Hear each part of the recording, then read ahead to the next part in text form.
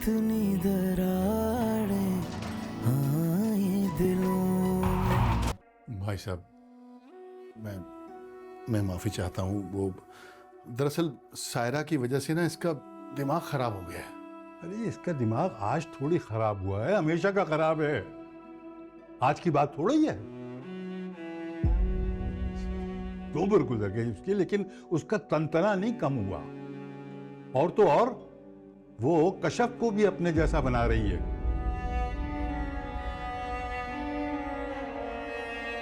और अगर अब तुमने इसे कंट्रोल नहीं किया तो याद रखो, तुम्हारी बेटियां इसी के नक्शे कदम पे चलते हुए किसी को खातिर में नहीं लाएंगी। ये बात तुम लिख लो। मैं बहुत शर्मिंदा हूं भाई साहब। मैं समझाऊंगा उसे। जुलेखा, जब मैंने तुम्हें कहा था कि वहां सिर्फ मैं बात करूंगा, तो फिर बीच में क्यों बोली हो?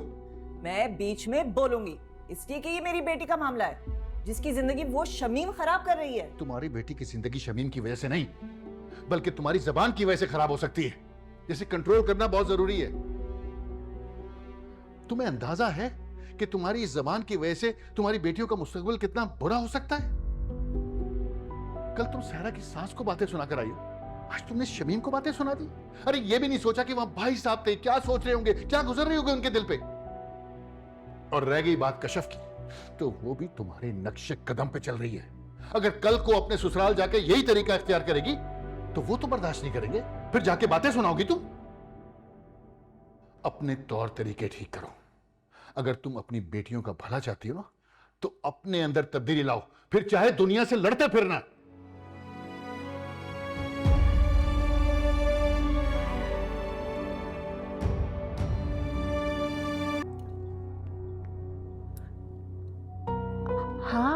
हाँ शमीम, कहो। हाँ, वो उस वक्त मैं सायरा के साथ बात कर रही थी, तो इसलिए मैंने फोन पिक नहीं किया। वैसे तुमने बिल्कुल सही तरकीब बताई है, मैंने भी बिल्कुल वैसा ही किया और मुझे ज्यादा मेहनत नहीं करनी पड़ी। सायरा ने फौरन मेरी बात मान ली। अब तुमने सायरा को इसी तरह मुट्ठी में रखना है, ठीक है? तभी तुम्हारे साकिब का किसी अच्छी जगह रिश्ता हो सकेगा। हाँ, वो तो ठीक है, लेकिन मुझे ये समझ नहीं आ रही कि साकिब के रिश्ते का सायरा से क्या लेना देना? लेना देना है, बहुत गहरा लेना देना है। वक्त आने पर बताऊंगी। अच्छा, अब मैं फोन रख रही हूँ, ठीक है? ओके, खुदा हाफिज। अच्छा, ओके।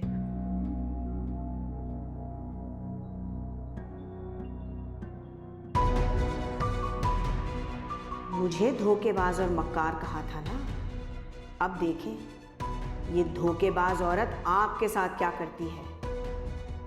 जिस घर में एक बेटी देने पर आपको एतराज है, आपकी दूसरी बेटी की शादी भी मैं उसी घर में कराऊंगी।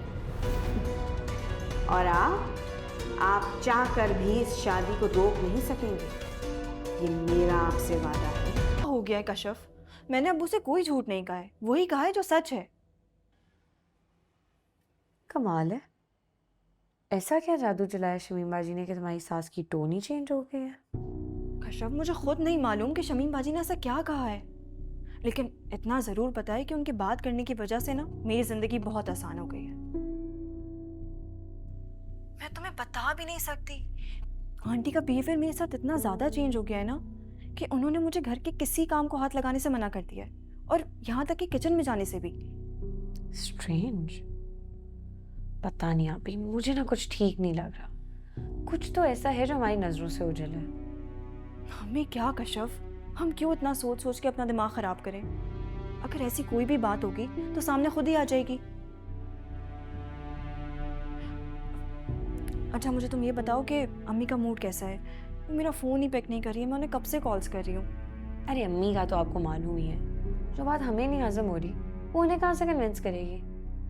लेकिन आप अम्मी की टेंशन ना लें, वो खुद ही ठीक हो जाएंगी 2-4 दिन तक। आपसे बात किए बगैर ज़्यादा दिन रह नहीं सकती। हाँ, ये बात तो है। मैं अम्मी को सुबह ना खुद ही फ़ोन कर लूँगी और पूछ लूँगी। हाँ बताएं, क्या बात है? हाँ शमीम, जैसा तुमने कहा था मैंने बिल्कुल वैसा किया। सायरा को मैंने फूलों की स्टेज पर बिठा दिया है। घर के किसी काम काज को उसे हाथ नहीं लगाने देती। सच पूछो ना तो मुझे बहुओं के इतने नाज नखरे बिल्कुल पसंद नहीं है, लेकिन अब तुमने कहा था इसलिए मुझे बर्दाश्त तो करना था। बस अब बदले में तुमने भी मेरा एक बहुत ज़रूरी काम करना है। मैं चाहती हूँ कि जल्द से जल्द मेरे छोटे बेटे साकिब की भी शादी हो जाए। तुमने जिक्र किया था कि कोई बहुत अच्छी पढ़ी लिखी लड़की है तुम्हारी नज़र में। हाँ, एक लड़की है तो बस फिर देर किस बात की है? बताओ ना कौन है, चलते हैं उनके घर ताकि बात आगे बढ़े। पहले पूछ तो लें कि वो लड़की है कौन। कहीं ऐसा ना हो कि नाम सुनकर आपका इरादा ही बदल जाए। ऐसी कौन लड़की है? आपकी बहू की छोटी बहन कशफ।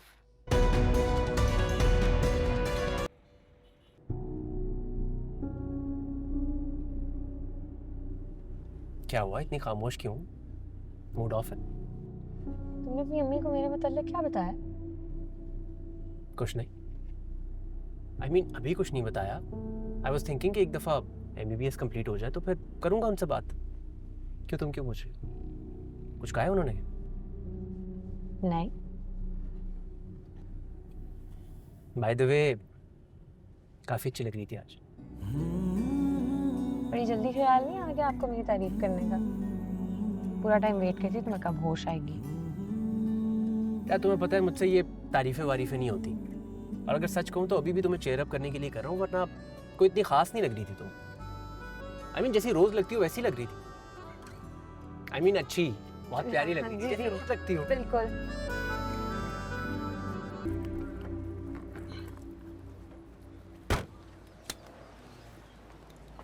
ये लो। अंदर नहीं आएंगे आप? नहीं, अम्मी अब्बू से सलाम दुआ तो करिए प्लीज़। जो हरकत तुम्हारी अम्मी हमारे घर करके गई हैं, उसके बाद मेरा उनकी शक्ल देखने का दिल नहीं कर रहा, और तुम कह रही हो मैं सलाम दुआ करूं? तुम शुक्रिया अदा करो मेरी अम्मी का, जिन्होंने मुझे कन्विंस किया कि मैं तुम्हें तुम्हारे मैके आके ड्रॉप कर दूं, वरना मैं तो इसके हक में भी नहीं था।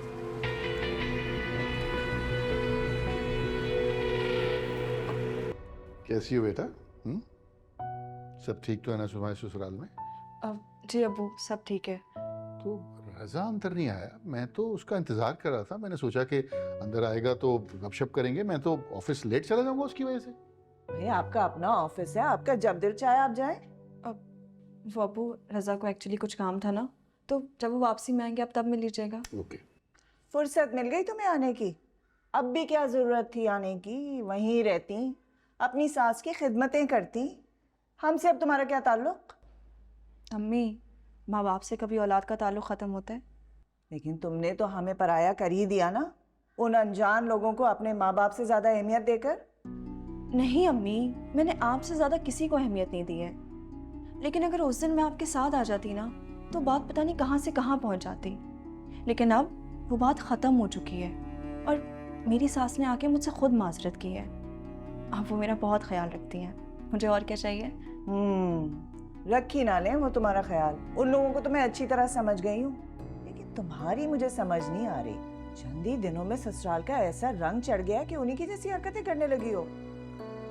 मुंह पर झूठ बोलकर अपने सामने वालों को बेवकूफ बनाने लगी है। क्या हो गया जुलेखा? इतने दिनों बाद बेटी घर आई है, उसका हाल अहवाल पूछो, तुमने इसको बातें सुनाना शुरू कर दी। ये बातें करना बहुत जरूरी है मुनव्वर। नहीं, उन लोगों ने क्या घोलकर पिला दिया है इसको कि ये तो बुत बनकर उनके सामने बैठ गई है, हर बात मानती रहती है उनकी। आपको इसके चेहरे को देख के अंदाजा नहीं हो रहा कि इसकी कितनी बुरी हालत है? जरा भी खुश नहीं है, ये साफ नजर आ रहा है। हमसे पता नहीं क्यों झूठ बोल रही है। नहीं अम्मी, मैं कोई झूठ नहीं बोल रही हूँ। अगर ऐसा होता तो वो लोग मुझे आपसे मिलने या रुकने आने देते? मुझे तो मेरी सास ने यहाँ पे खुद ही भेजा है। मैं तो बस आपकी बातों से परेशान हो रही हूँ।